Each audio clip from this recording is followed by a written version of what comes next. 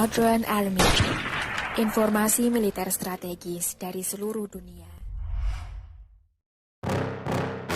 Pada tahun 2021, Kementerian Pertahanan Indonesia memesan 2 unit kapal OPV dan kapal OPV 90 dari galangan kapal lokal yaitu PT DRU atau PT Daya Radar Utama. Pada bulan 8 di tahun yang sama, first steel cutting atau pemotongan baja pertama dilakukan. Kapal sudah dipesan, namun kabarnya ada permasalahan desain pada kapal. PT DRU melakukan pengujian aerodinamika di fasilitas BRIN. Hal ini dilakukan untuk mendapatkan data dan perbaikan pada kapal. Di situ, kapal OPV 90 melakukan pengujian aerodinamika seperti manuver, seakeeping, resistance test, dan lain-lain. Setahun pun berlalu. Pada bulan 11 2022, keylaying atau peletakan lunas pertama pada 2 kapal OPV 90 dan kapal OPV tanpa kode ini dilakukan oleh Kementerian Pertahanan beserta TNI AL dan PT DRU. Menurut kabar, terjadi perubahan desain dan panjang kapal dari 90 meter menjadi 98 meter. Intinya, walaupun senjata dan manajemen tempurnya sama, tetapi OPV 90 dan OPV tanpa kode itu berbeda. OPV tanpa kode ini tidak dibekali hanggar helikopter seperti OPV 90. Kapal OPV yang tengah dibuat ini adalah kapal jenis baru di inventory TNI AL. Pasalnya, TNI AL sebelumnya tidak ada jenis OPV.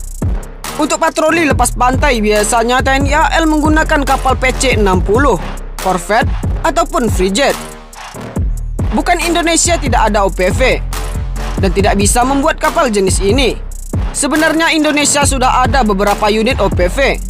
Contohnya seperti OPV KN Tanjung Datu yang diproduksi oleh PT Palindo. OPV dengan panjang 110 meter ini lebih panjang dari frigate TNI AL kelas RE Marta Dinata. Namun, bukan TNI AL yang menggunakannya, melainkan Bakamla atau Indonesia Coast Guard.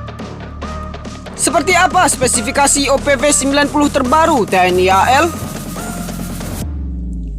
Diketahui, OPV 90 menampung 94 kru, ditenagai 4 mesin diesel yang mampu mendorong kapal maksimal 28 knot. Dipersenjatai 1 meriam Otomelara Super Rapid Gun, 1 CVS Rheinmetall 35 mm di atas hanggar, dan 4 peluncur rudal anti kapal. Namun kapal ini dipesan dengan sistem FFBNW, yaitu pemesanan terpisah antara senjata dan kapal. Kalian perlu tahu, sebenarnya apa fungsi dari kapal OPV ini? Kapal OPV adalah kapal patroli yang beroperasi di laut lepas untuk melindungi zona ekonomi eksklusif. Dari namanya saja, sudah patrol vessel. Ya, berarti ini adalah kapal patroli. Persenjataan pada OPV pun hanya senjata patroli yang digunakan pada umumnya, seperti meriam 40 mm dan senjata mitralior 12 mm. Sebenarnya, OPV adalah bentuk kawin silang antara kapal frigate dan kapal patroli. OPV merupakan kapal patroli yang kemampuannya diperbesar dan kapal frigate yang kemampuannya diperkecil. Seperti itu kira-kira. Orang-orang masih bertanya, kenapa persenjataan OPV 90 PT DRU seperti korvet ataupun frigate? Kemungkinan besar yang dijual atau yang ditampilkan PT DRU menunjukkan bahwa kapal OPV ini bisa naik kelas kapan saja. Intinya, OPV 90 TNI AL dipersiapkan untuk berubah jenis dan fungsi bila TNI AL berperang. Dari kelas kapal OPV berubah menjadi korvet atau frigate. Seperti itu kira-kira. Sejauh ini, belum diketahui 2 unit kapal OPV ini akan masuk ke satuan yang mana.